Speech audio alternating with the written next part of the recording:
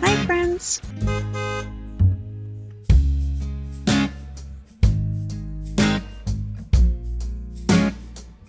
Montmagny is a charming city with a rich history, located in the Chaudière-Appalaches region of Quebec. This city was founded over 350 years ago and named after Charles de Montmagny, the first governor of New France. During that time, the famous explorer Samuel de Champlain served as the commander-in-chief. Montmagny is beautifully situated on the south shore of the St. Lawrence River, just east of Quebec City. It is northwest of the Notre Dame Mountains, which are part of the Green Mountains. The South River flows through the city, with the smaller Bras St. Nicholas joining it to form picturesque waterfalls that eventually flow into the St. Lawrence River. Montmagny is proud to be known as Canada's snow goose capital. Every year, the city comes alive with the International Accordion Festival in September, and the Festival of the Snow Geese in October, celebrating unique heritage and natural beauty.